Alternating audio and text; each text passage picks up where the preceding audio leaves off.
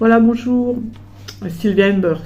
Alors donc je vais continuer un petit peu les questions intéressantes qui peuvent être posées comme ça en couple, bon, surtout au départ, au début des relations pour un petit peu se connaître. Et puis là on va aborder des questions un petit peu intimes dans la sexualité, parce que c'est vrai que voilà, la sexualité c'est le lien le plus intéressant, le plus important dans les démarrages d'un couple, hein, parce que si on ne s'entend pas sur la sexualité, bon, à part à des mariages forcés ou des mariages d'intérêt, je ne sais pas. La sexualité, forcément, c'est ce qui va faire matcher tout de suite. Donc voilà, c'est ce qui va vous faire vibrer immédiatement. C'est la charge sexuelle, c'est la charge émotionnelle la plus importante. C'est en plus celle qu'on utilise, on ne peut pas l'utiliser seul. Bon, je ne parle pas des plaisirs sexuels solitaires. Voilà, là je parle vraiment de quelque chose qui vous parle dans l'émotion de l'intimité et du corps. Donc ça, cette sensation qu'on a comme ça à deux, elle est particulière, elle est exceptionnelle. Donc si elle est très forte entre deux personnes, ça va vraiment entraîner la passion et puis des débordements, parce que on est dans l'émotion pure, il n'y a pas de raisonnement. Alors, l'intérêt, c'est que, voilà, une fois qu'on se connaît, on a eu les premiers émois, là, ça matche bien, tout ça, c'est super. Mais il faut quand même approfondir, on va dire, le sujet, parce que c'est pas facile de se livrer, quoi. Voilà, on peut faire très bien l'amour, on peut faire une nuit de folie, mais en fin de compte, on a encore plein de choses à découvrir, et puis on n'ose pas toujours dire. Alors, ça peut être intéressant d'amener des questions, toujours avec finesse, toujours en choisissant le moment, toujours en se disant non, c'est pas un interrogatoire. Que la personne aussi peut répondre si elle a envie ou pas. Vous voyez, vous imposez pas de réponse, hein, vous dites tiens, si c'est ce que tu pourrais me dire. On pourrait parler de ça. Voilà. Donc les petites questions qu'on pourrait donner, c'est lesquels de tes sens préfères-tu explorer. Lequel de tes sens parce que voilà, on est quand même dans on le dit, hein, on n'est pas dans la on n'est pas dans une réflexion intellectuelle, hein, on est dans qu'est-ce que je ressens, qu'est-ce qui se passe dans mon corps, alors ça peut être les parfums de l'autre, ça peut être la peau, ça peut être justement la voix aussi, la voix qui vous envoûte. Il y a des gens, ils ont une voix particulière, un timbre, ou un accent ça vous fait quelque chose, vous aimez la façon que cette personne aussi vous regarde, vous exprime, vous touche. Donc c'est bien de dire oui, j'aime bien quand tu fais ça, ou comment c'est vrai, j'aime ce contact-là, je perçois ça avec toi, c'est vrai que c'est très agréable, ça me donne des frissons. Voilà, donc quel est le sens? Les sens, je vous rappelle, il y a la vue, l'ouïe, l'odorat, le toucher. Donc c'est quoi qu'est-ce qui te fait le plus vibrer? Et n'oublions pas l'olfactif, qui est très important. Et justement, je dis souvent au couple, trouvez un parfum. Chacun choisit un parfum pour l'autre. Et ce parfum est extrêmement excitant pour vous. Et ça peut être un code à deux, de dire, tiens, quand tu mets ce parfum-là, c'est un appel. C'est un appel envoûtant. Et donc, je vais répondre à l'appel parce que tu as mis mon parfum que j'adore sur toi. Et pour moi, c'est un parfum qui m'excite énormément. Donc, il ne faut pas oublier que l'odorat est quelque chose de très, très important et que ça va directement au cerveau. Hein, et ça connecte direct. D'ailleurs, un exemple souvent que je donne, c'est facile, quand vous avez un plat que vous aimez particulièrement. Et puis, on vous fait sentir le fumet de ce plat. Et vous dites, ça y est, vous salivez. Parce que le cerveau, il se rappelle que ça, vous aimez, vous adorez ça. Donc, il vous donne déjà l'envie. Voilà. Donc ça, c'est sympa. Et le parfum, c'est quelque chose qui n'est pas souvent utilisé, enfin, qui est peu utilisé, mais qui est à utiliser. Voilà. Et à deux, on peut tout à fait aller choisir un parfum à deux dans les grands magasins. Et chacun choisit pour l'autre le parfum qu'il aime, que vous portiez. Et ce sera donc une sorte de signal à mettre. Et ça voudra dire, tu vois, je mets ton parfum, je sais que c'est un parfum qui t'excite. Donc voilà, je suis là. Voilà, je suis prête, je suis prêt. Je veux te séduire, voilà. Donc ça, c'est des petits raffinements, en fin de compte très simples, mais ça donne des signaux. Et ça clignote de partout. C'est génial, je vous le recommande. Après, il y a Louis, donc il y a des gens il leur faut une certaine musique, une certaine ambiance, ou des mots. Pareil, les mots vont au cerveau et il y a une connexion qui se fait. Des mots romantiques, des mots érotiques, des mots un peu chauds, un petit peu... Bon, peu importe, c'est pas grave. Le tout, c'est que ça matche, que vous ayez envie de les dire et que l'autre, ça lui fait quelque chose. On est des adultes, aucun problème. Après, c'est une question intéressante, pas facile à dire. Préfères-tu donner ou recevoir en amour dans la sexualité? Là, on parle de l'acte érotique. Est-ce que tu préfères donner? Est-ce que tu préfères recevoir? Alors, normalement, il y a toujours un qui est plus actif et un qui est un peu plus passif. Je dis normalement, on ne pas être science exacte, on peut changer d'ailleurs avec l'âge. Mais voilà, au moment X où on est ensemble, alors est-ce que tu préfères recevoir? Est-ce que tu préfères donner? Est-ce que tu es actif? Est-ce que tu es plutôt passif? Est-ce que tu attends que l'autre vienne vers toi et on va dire enclenche l'érotisme? Ou est-ce que non, t'aimes bien aussi toi amener la chose, t'es taquin, t'es coquin, t'es coquine, t'aimes bien émoustiller, t'aimes bien exciter. Bon, tu peux être un petit peu exhibitionniste, taquiner, voilà, avec une tenue particulière, une attitude particulière. Ou t'es réservé et t'attends que l'autre fasse tout. Bon, alors ça, voilà, alors ça c'est pourquoi pas au départ, mais ça c'est mauvais dans le temps. Parce que c'est toujours un qui démarre le truc et l'autre il attend. Bon, ça va, c'est fatigant pour celui qui doit toujours tout faire. Et ça peut aussi lui donner l'impression que vous n'êtes pas très attiré par lui ou elle, parce que jamais cette personne vient vers vous. Donc celui qui fait toujours tout le temps, il va un peu s'essouffler. Donc c'est pas une bonne stratégie. Et c'est vrai qu'on peut être très timide au départ. On n'est pas encore sûr de soi dans sa sexualité, dans son corps, c'est possible. Donc ça fait partie des coachings que je fais avec les couples. Mais au fur et à mesure, on va se détendre, on va s'apprendre, on va se livrer, on va s'épanouir, s'épanouir avec l'autre, parce que c'est quand même ça, le chemin à deux, c'est de s'apporter des choses, de s'épanouir, de se détendre, de se dire, tiens, c'est permis, oui, c'est possible, oui, je peux dire ça, tiens, j'aurais pas cru, mais en fin de compte, j'ai trouvé quelqu'un qui me comprend, qui accepte, parce que vous pouvez avoir des petites particularités, vous pouvez être exhibitionniste, fétichiste, vous pouvez avoir des petites envies comme ça de jeux. Il y a tellement de jeux maintenant, il y a tellement de gadgets qui existent, vous pouvez dire tout et rien. C'est quand même assez démocratisé, avec tout ce qui existe sur le net et tout ce qu'il y a eu comme groupe de vente de gadgets érotiques à domicile, etc.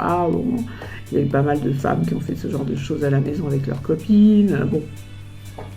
Ça va, on n'est pas au XVIIIe siècle. Donc il y a des choses qui se disent, qui se font. Voilà, donc quand on est en 2023, voilà. Alors bien sûr, on va pas faire ça devant tout le monde, ni dans la rue, voilà, c'est intime, mais ça va, on peut en parler. Donc il faut en profiter. Donc voilà, alors, est-ce que tu es passif parce que vraiment tu sais pas trop, tu es timide, et puis moi je vais t'amener à faire que. Le coach aussi, le sexologue, et puis le sexothérapeute lui explique, c'est le but, c'est le but de dire, tu sais, voilà, si tu as des envies comme ça, si tu as des fantasmes comme ça, si ça vient un petit peu de là, ça fait comme ci, ça fait comme ça. Et en fin de compte,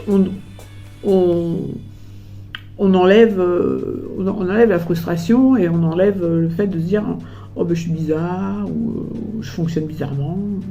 Bon, bah non, il faut se comprendre, il faut se connaître. Donc tout ça s'explique, hein, tout ça s'explique. Et surtout se vit en s'épanouissant. Voilà. Donc c'est ça l'idée. Donc est-ce que tu es plutôt passif? Est-ce que tu es plutôt actif? Est-ce que comment tu vois les choses?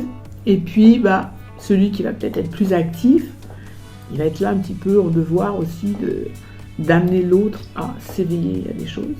Alors on ne peut pas être toujours le professeur de son compagnon, hein, ou le psy de son compagnon. C'est pas très très bon. Mais on est le révélateur de son compagnon, oui. Ou l'initiateur de son compagnon. Ça, c'est de sa compagne. Parce que les femmes peuvent être initiatrices aussi, hein, ça doit avoir un background plus important qu'un homme, hein, c'est pas 2023, hein, donc il y a des femmes très expertes. Ça dépend de l'âge aussi du compagnon de la compagne, hein, on peut avoir 5 ans, 10 ans d'écart. Hein.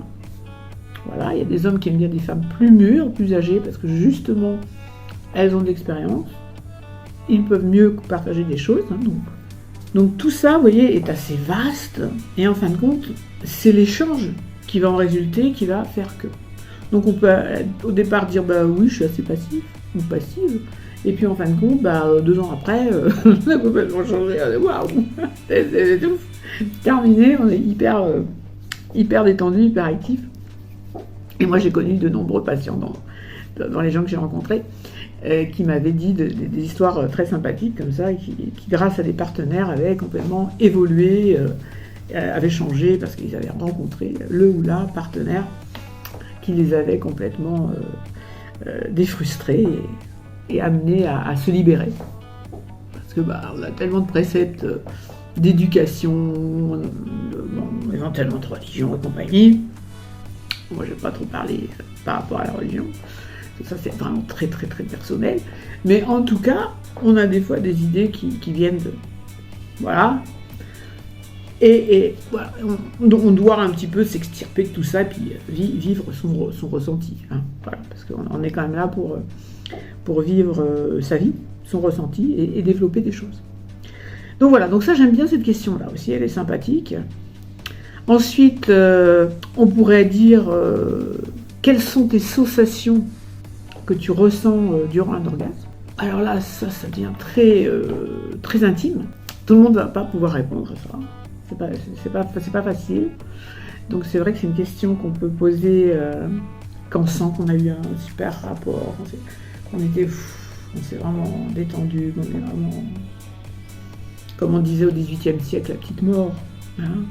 Donc on avait un orgasme, on disait on a connu la petite mort, parce que on est parti, on sait où.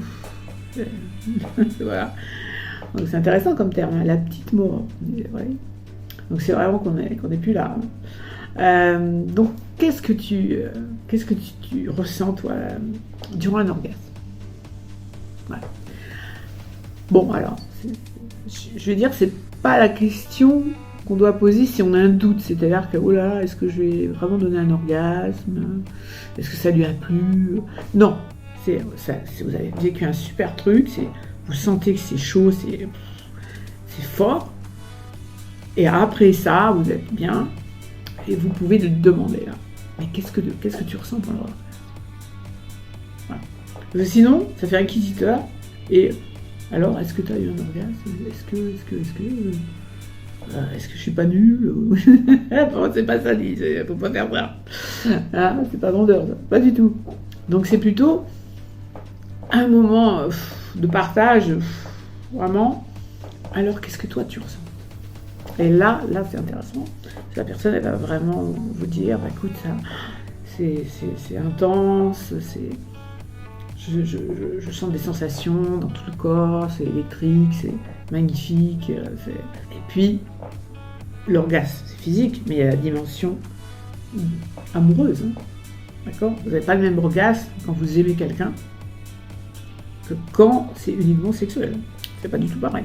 Donc voilà, donc moi je pense que ces questions-là sur la sexualité à des moments bien choisis, opportuns, dans les débuts de la relation, ça peut être très intéressant et vous et vous amener à une communication subtile et vous amener à un niveau, vous voyez, de fusion charnelle, émotionnelle, qui va vous créer, toujours pareil, un ciment